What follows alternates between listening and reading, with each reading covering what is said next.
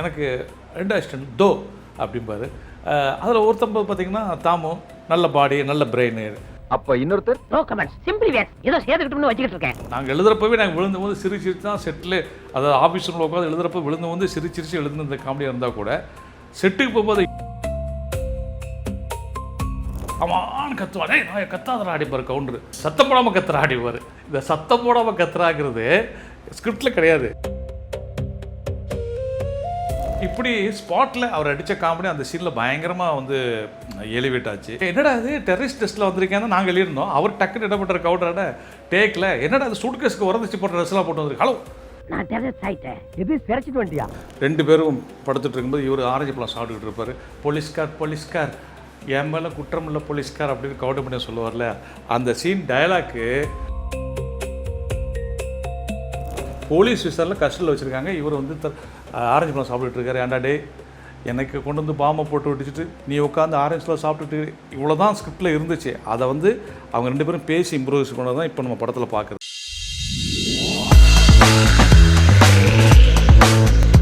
Clap டின்னர்களுக்கு வணக்கம். இன்றைக்கி நம்ம பேச போகிறது வந்து நம்ம படத்துடைய காமெடியை பற்றி, அதில் வந்து எப்படி காமெடி சீன்ஸ்லாம் க்ரியேட் ஆச்சு, அந்த காமெடி சீன்ஸ் எப்படி வந்துச்சு, எடுக்கும்போது என்னென்ன சுவாரஸ்ய சம்பவங்கள் நடந்ததுன்னு பேசணும். இப்போ அதே தான் மகாபிரபு படத்தில் நமக்கு, அதாவது மகாபிரபு எனக்கு முதல் படம். அதுக்கு முன்னாடி நான் ஜென்டில்மேன் படத்தில் வந்து, அப்புறம் வசந்தகால பறவை, சூரியன் போன்ற படங்களில் கவுண்டமணி அண்ணன் கூட ஒர்க் பண்ணியிருக்கேன், செந்தில் அண்ணன் கூட ஒர்க் பண்ணால் கூட இந்த படத்தில் வந்து முதலாக வந்து என்னுடைய டைரெக்ஷனில் கவுண்டமணி அண்ணனும் செந்தில் அண்ணனும் கமிட் ஆகும்போது நான் வந்து காமெடிக்குன்னே கிட்டத்தட்ட எனக்கு தெரிஞ்ச ஒரு 2-3 மாதங்கள் வந்து காமெடிக்கு மட்டுமே ஸ்கிரிப்ட் ஒர்க் பண்ணேன். அடே விக்கி, ஹலோ, நான் உங்கள்கிட்ட பேச விரும்பல. ஏண்டா உங்களுக்கு டீசன் பத்தல? எப்படி இந்த படத்தில் காமெடி வரணும் அப்படின்னு ஒர்க் பண்ண மெயின் ஸ்கிரிப்ட் முடிஞ்சதுக்கப்புறம் அதனால தான் அந்த காமெடியெலாம் இன்றைக்கும் வைரல் ஆகிட்டுருக்கு அப்படிங்கிறது தான் எனக்கு தோன்றக்கூடிய ஒரு விஷயமா இருந்துச்சு. பெருத்த அவமானம்னே. ஏண்டா பெருத்த? உன்னை வச்சுட்டு இந்தியாவை ஏழை நாடுன்னு சொல்ல முடியுமா? மகாபுர படத்தில் பார்த்தீங்கன்னா அந்த ஒரு பிளாக் டிக்கெட் விற்கிறது தான் ஹீரோடைய கேரக்டரு. அவருடைய பிளாக் டிக்கெட் விற்கிறது 2 பேரும், ஒன்று வந்து கவுண்டர், இன்னொன்று வந்து செந்தில்னு. இவங்க வந்து இன்ட்ரோடக்ஷன் சீன்லேயே பிளாக் டிக்கெட் விற்கும்போது அப்போவே வந்து ஒரு டிவி சேனல்லேருந்து செந்தில் அவர்களில் இன்டர்வியூ எடுக்க வந்திருப்பாங்க. அவர் வந்து சேட்டு மாதிரி ட்ரெஸ் போட்டுக்கிட்டு பான் பிராக் போட்டுக்கிட்டு இன்ட்ரோடக்ஷன் அவருக்கு.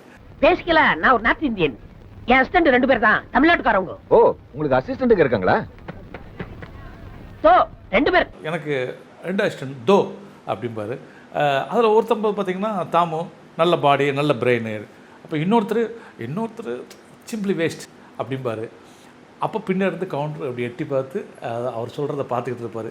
இது வந்து இன்றைக்கும் அது வைரலாக வந்து பல இடங்களில் பார்த்தீங்கன்னா அந்த சிம்பிளி வேஸ்ட் அப்படிங்கிறது வந்து பேசப்படுது. ஆனால் எடுக்கிறப்போ நம்ம ஸ்கிரிப்டில் சொன்னது ஆனால் இந்த மாதிரி நீங்கள் வந்து ஒருத்தர் பேர் தாமு நல்ல பாடி நல்ல பிரெயின், இன்னொருத்தர் சிம்பிளி வேஸ்ட் அப்படி சொல்லுங்கண்ணே அப்படின்னு தான் நான் சொன்னேன். ஆனால் அதை செந்தில் நான் சொல்லும் போது இன்னொருத்தர் சிம்பிளி வேஸ்ட் அப்படிம்பாரு. அது வந்து பயங்கர ஹைலைட்டாக இன்றைக்கும் அந்த காமெடி மகாபுர படத்தில் பேசிகிட்டு இருக்குது. தோ 2 பேர், ஒருத்தன் பேர் தாமு நல்ல பாடி நல்ல பிரெயின், டோட்டலி சூப்பர்மேன். அப்போ இன்னொருத்தர் நோ கமெண்ட்ஸ் சிம்பிளி வேஸ் ஏதோ சேர்த்துக்கிட்டோம்னு வச்சுக்கிட்டு இருக்கேன். மகாபுர படத்தில் பொறுத்த வரைக்கும் நிறைய காமெடிகள் வந்து நாங்கள் எழுதுறப்பவே நாங்கள் விழுந்து வந்து சிரிச்சு தான் செட்டில், அதாவது ஆஃபீஸ் ரூமில் உட்காந்து எழுதுறப்ப விழுந்து வந்து சிரிச்சு எழுதுன இந்த காமெடியாக இருந்தால் கூட செட்டுக்கு போகும்போது இன்னும் இம்ப்ரூவைஸ் ஆனது தான் எனக்கு கிடைச்ச ஒரு பெரிய பிளஸ்ஸிங் நான் சொல்லுவேன். என்னங்க சொன்னீங்க? நன்றின்னு சொன்னேன். Okay okay okay. அந்த உதாரணமாக சொல்கிறேன், நைட்டில் வந்து கவுண்டமணி அண்ணனும் சரசாரும் பைக்கை தள்ளிட்டு வருவாங்க. 2 பேரும் தண்ணி போட்டிருப்பாங்க. அம்மா பைக் சவுண்டு கேட்டால் முழிச்சுக்கொண்டிருக்கா, இவர் பைக்கை ஆஃப் பண்ணிடுவார். ஆஃப் பண்ணிட்டு திருமலேருந்து உருட்டிகிட்டே வந்துட்டு இருப்பார். வரும்போது ஒருத்தங்க ரோட்டில் படுத்துக்கிற பிளாட்ஃபார்மில் படுத்துக்கிற ஒருத்தன் மேலே இவர் பைக்கை ஏற்றிடுவார். அவன் கத்துவாடே நான் கத்தாதரா அடிப்பார் கவுண்டரு. ஒன்று அவன் வந்து கத்துனா வலிக்காதம்மா சத்தம் போடாமல் கத்துறா ஆடிவார். இந்த சத்தம் போடாமல் கத்துறாங்கிறது ஸ்கிரிப்டில் கிடையாது. அவருக்கு பேசுகிறது இங்கே பின்னாடி வந்து நான் சிரிச்சுக்கிட்டு இருக்கிறேன். அப்புறம் கட் பண்ணு என்னென்ன இது சத்தம் போடா கத்துறான். அப்போ நீ அப்படி தானே சொல்கிறேன், அவன் கத்தக்கூடாதுங்கிற கத்துறான், சீனியாக கத்தக்கூடாதுல்ல அப்படின்னாரு. அதுக்கப்புறம் அவன் அதே சீனில் அவன் சொல்லுவான், நான் உங்களை பார்த்து பேச விரும்பலை அப்படிமா. பேசலாம் இருந்தால் நமக்கு செவத்தை பார்த்து பேசு அப்படிம்பாரு. அந்த மாதிரி ஆன் த ஸ்பாட் ஸ்பஞ்சு. அதே சீனில் அப்படி நடந்து வரும்போது சைலண்டாக பேசுங்க அப்படிம்பாரு. இவர் என்னப்பா நீ அர்னால்ட் ஷ்வார்ஸ்நெகர் மாதிரி பேசுகிற அப்படிப்பாரு. அந்த இங்கிலீஷ் படங்கள்லாம் பார்த்தீங்கன்னா அர்னால்ட் ஷ்வார்ஸ்நெகர் பேசும்போது ஒரு ஹஸ்கி வாய்ஸ் இருக்கும், அதை மாதிரி அவர் பேசுகிறாரு. இப்படி ஸ்பாட்டில் அவர் அடித்த காமெடி அந்த சீனில் பயங்கரமாக வந்து எலிவேட் ஆச்சு. அதே போல் செந்திலனை வந்து அடிக்கடி பார்த்திங்கன்னா ஒரு காரில் ஏறி போவார். அப்புறம் என்னடா இவர் காரில் ஏறி போகிறாரு, எங்கே போகிறாரு, ஆடியன்ஸ் ஒரு கியூரியாசிட்டி கிரியேட் பண்ணிட்டே இருப்போம். ஒவ்வொரு சீலையும் ஒவ்வொரு வண்டி வந்து அவர் பிக்கப் பண்ணிட்டு போவோம். இவர் எங்கே போகிறாரு என்ன எனக்கு அப்படின்னு ஆடியன்ஸு ஒரு கியூரியாசிட்டி இருந்துகிட்டு இருக்கும். அதே தான் கவுண்டர் நான் ஒவ்வொரு ட்ரிப்பு தப்பிச்சு போகும்போது காரில் ஏறி போயிருது, எங்கே போகுது அப்படிங்கும்போது படத்துடைய காமெடி எண்டு சீனில் இவர் வந்து ஒரு அந்த ட்ரெஸ்ஸு ஒன்று இருக்கும் இல்லையா, போராளிகளுக்குன்னு அந்த மாதிரி ட்ரெஸ்ஸை போட்டு வருவார். வந்தவுடனே என்னடா அது சூட் கேஸுக்கு தைச்சி போடுற ட்ரெஸ்லாம் போட்டு வரேன் பாரு டைலாக் சொல்லுவார். அது அவர் ஸ்பாட்டில் சொன்னது. என்னடா அது டெரரிஸ்ட் ட்ரெஸ்ஸில் வந்திருக்கேன்னு நாங்கள் எழுதிருந்தோம். அவர் டக்குன்னு என்ன பண்ணுற கவுண்டரோட டேக்கில் என்னடா அது சூட் கேஸுக்கு உரதிச்சு போடுற ட்ரெஸ்லாம் போட்டு வந்திருக்கு. ஹலோ இது நான் டெரரிஸ்ட் ஆகிட்டேன் அப்படிப்பாரு. என்னது சிறைச்சிட்டு வந்திருக்கேன் அப்படிப்பாரு. யூனிஃபார்ம் பார்த்ததுமே உங்களுக்கு புரிஞ்சிருக்கணும். இது யூனிஃபார்மா? சூட்கேஸ் கூட இந்த துணியில உரதிச்சு போடுவாங்க, இதுவும் யூனிஃபார்மா? நான்சென்ஸ் மாதிரி பேசாதீங்க. நான் டெரரிஸ்ட் ஆகிட்டேங்க, இத்தனை நாள் விதவிதமான காரில் எங்கே பண்ணு நினைக்கிறீங்க, நான் ட்ரைனிங் எடுத்திருந்தேன் அப்படிம்பாரு. ஓ டெரரிஸ்ட் ஆகிட்டியா, அது என்னடா கழுத்தில் இது அப்படிம்பாரு. இது சைனட் குப்பி அப்படிம்பாரு. சைனட் குப்பினா சாப்பிட்டா செத்து போயிடுவோம் அப்படிம்பாரு. இவர் உடனே அவர் வந்து அப்படி டக்குன்னு பையில் வந்து பாம் எடுப்பார். என்னடா அது அப்படின்னா, இதுதான் பாம், இதை உருவிட்டு 10 வரைக்கும் என்ன வெடிச்சிடுது, எங்கே பண்ணிக்காமே அப்படிம்பாரு. உடனே ஒரு உருவார், உருவிட்டு 1 2 3 டம்முன்னு அடிச்சார். அதை கவுண்ட் பண்ணி உருவுன்னு சொல்லிட்டு அவர் வந்து என்ன பண்ணுவார்னா 10க்குள்ளே ஓடிடலாம்னு நினச்சிட்டு எங்கே உருவு அப்படிம்பாரு. இவர் உரு 1 2 கவுண்டர் நான் ஓட ரெடியாக இருப்பார். 3ல் வெடிச்சிடும். கட் பண்ண 2 பேரும் சட்டக்கட்டெலாம் கிழிஞ்சு அப்படி நிற்பாங்க. ஏண்டா 10 வரைக்கும் என்ன தான் வெடிக்குன்னு சொன்னேன் அப்படிம்பாரு. Sorry technical fault. 10 வரைக்கும் என்ன தான் வெடிக்கும்னு சொன்னேன். ஐ ஆம் சாரி டெக்னிக் ஃபால்ட். இதெல்லாம் வந்து நாங்கள் எழுதுகிறப்ப சிரிச்சதை விட எடுக்கிறப்ப சிரிச்சது அதிகம். அதே போல் ஒரு இதில் உட்காந்துருப்பார் நம்ம சரசார் வந்து ஒரு திண்டில் உட்காந்துக்கிட்டு நான் அசைந்தால் அசையும் அகிலம் எல்லாமேன்னு மண்பானத்தை வச்சு அடிச்சிட்டு இருப்பார். படுத்து இந்த கவுண்டர் இருந்துச்சு, நீ ஒருத்த மட்டும்தான் அசையணும், வேறு யாரும் அசைய மாட்டாங்க. ராத்திரி நேரத்தில் தண்ணியை போட்டு வந்து பானை எடுத்து வச்சுட்டு அடிச்சுட்டு இருக்கப்பாரு, ஒன்று மாதிரி குடும்பக்காரர் யாரும் கிடையாதுப்பா அப்படிப்பாரு. இதெல்லாம் வந்துட்டு இருந்தால் அந்த நீ ஒருத்த மட்டும்தான் அசைனுங்கிறது தான் டைலாக். மீதி எல்லாம் அவர் அடித்தது ஸ்பாட்டில் அந்த காமெடி. அதுக்கப்புறமா வந்து சொல்லப்போனால் அந்த விளக்கு பிடிச்சிட்டு இருப்பாங்க. அது வந்து ஆக்சுவலி அந்த சீன் எனக்கு எழுதி முடிச்சுட்டு எனக்கு திருப்தி இல்லை. நான் சொன்னேன் இல்லைப்பா அந்த சீன் இன்னும் கொஞ்சம் நம்ம இம்ப்ரூவைஸ் பண்ணணும்னு சொல்லிட்டே இருந்தேன். அதுக்குள்ளே ஷூட்டிங் வந்துடுச்சு, அவங்க டேட்டு கிடச்சி போயிடுச்சு ஸ்பாட்டுக்கு. அப்போ எழுதி வச்சிருந்த சீன் வந்து எனக்கு இன்னும் கொஞ்சம் இம்ப்ரூவைஸ் பண்ணணுன்ட்டு நான் ஸ்பாட்லேயே உட்காந்து கொஞ்சம் கொஞ்சமாக இம்ப்ரூவைஸ் பண்ணிகிட்ருக்கேன். அதுக்கப்புறம் போனால் அந்த விளக்கு பிடிக்கிற சீனு அதில் வந்து இவர் உள்ளே வருவார். உள்ளே வந்து ஏன்னா கவுண்டர் பார்த்துட்டு என்னடா விளக்கு பிடிச்சிட்ருக்கீங்க அப்படிம்பாரு. இந்த என்ன விளக்கு பிடிச்சிருக்கீங்கன்னு அவர் சொன்ன அந்த ட்ரெண்ட்லேயே எல்லோரும் செட்டில் எல்லோரும் சிரிச்சிட்டாங்களா. சரி சீன் காப்பாற்றப்பட்டு விட்டதுன்னு எனக்கு தோடிச்சு ஒரு டேரக்டராக.